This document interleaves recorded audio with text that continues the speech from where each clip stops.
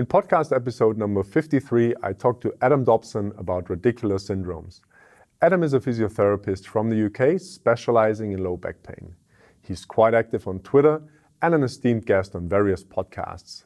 His special interest is lumbar radicular syndromes. Adam first gave us his definition of radicular syndrome, which is an umbrella term for radicular pain, both nociceptive and neuropathic, and radiculopathy, which is a loss of nerve function leading to motor, reflex, and sensory deficits. It is commonly called sciatica and also encompasses the radicular claudication type disorders such as lumbar spinal stenosis and the gain of function people report such as pins and needles. Looking at signs and symptoms for the condition, Adam referred to the paper of Steins et al. In 2018, who developed a simple scoring tool. Their criteria are pain below the knee, leg pain worse than back pain, pins and needles or numbness in the leg, as well as quantifiable motor, sensory or reflex loss. The more profound weakness is, for example, the more convincing it is. For claudication, Adam referred to the paper of Geneve in 2018. Their diagnostic items are age above 60, pain in both legs, relief with sitting down or leaning forwards, amongst others. We then went on to talk about red flags that we need to consider in patients with back and leg pain. Adam explained that he uses the 3 Ps to draw a red line for referring patients on, and these are progressive, profound, and polyroot motor weakness of less than 3 out of 5 on the Oxford or MRC scale. Next to the 3 Ps, a history of cancer and possible infection are red flags for him as well. In order to screen for cauda equina syndrome, Adam asks about loss of bladder and bowel function. So, for example, a patient might not be able to initiate flow or doesn't feel they're going to the toilet or they are retaining. An additional red flag that many people don't know about is popliteal artery entrapment. You would think of this condition in younger patients who complain about unilateral calf pain without back pain, worsening with swimming, running, fast walking, or cycling. Other signs can be pins and needles, a wide leg, and a loss of pulse. Next, we talked about anatomical differentiation.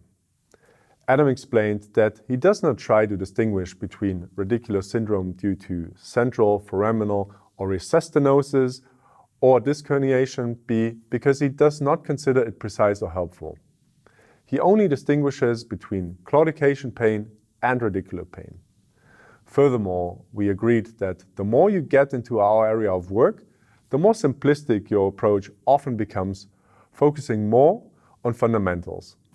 We also quickly touched on PIRIFORMIS syndrome. Adam mentioned that he's never seen an actual case of mononeuropathy and that he would not consider it unless someone's been shot in a buttock or hit in the buttock at high velocity. If you are curious about our take on PIRIFORMIS syndrome, check out the video in the top right corner that we recently released and that has been going pretty viral in the last couple of days. Eventually, we talked about treatment options for patients with radicular syndromes. Adam referred to the SCOPIC trial in the UK, which is currently the best data we have. This trial shows that about 50% with radicular pain significantly improved within 12 weeks and 75% improved after 1 year, regardless of the intervention. Dissectomy might reduce suffering under 6 months, but the results are the same as conservative therapy after 1 year.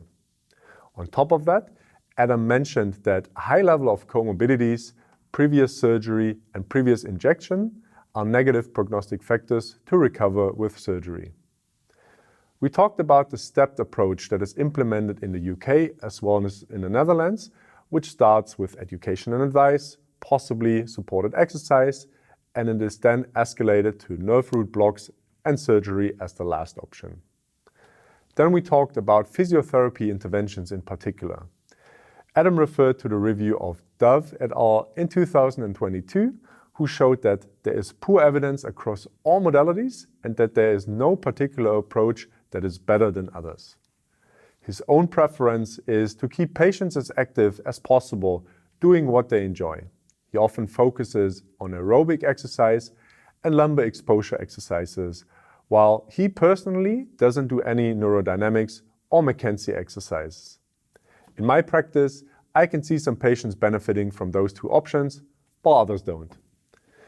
Adam also mentioned that he does like to use the spine model to talk to patients about discs and nerve roots, and he feels like we should not shy away from discussing structure with our patients. Just make sure to cut off the disc herniation in your model. At last, we quickly talked about the management of radicular claudication stenosis. In these cases, Adam encourages patients to regularly flex their spine and learn to get symptomatic relief. Besides that, weight management, supported exercise, cycling, and aquatic aerobics are evidence-based options. Moreover, you can try to ease patients into an extension program and consider manual therapy to help with hip extension, even though Adam is a bit afraid that he might get shot for having said that. All right, so this was a brief summary of podcast episode 53 with Adam Dobson. I hope I could raise your curiosity to listen to the whole episode to learn more about radicular syndromes.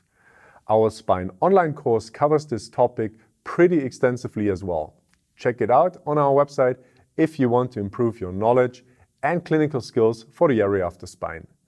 If you would like to have more resources on this episode, head to our website physiotutors.com and the podcast section where you can download the transcript and infographic. As always, thanks a lot for watching, and I'll see you in another video. Bye.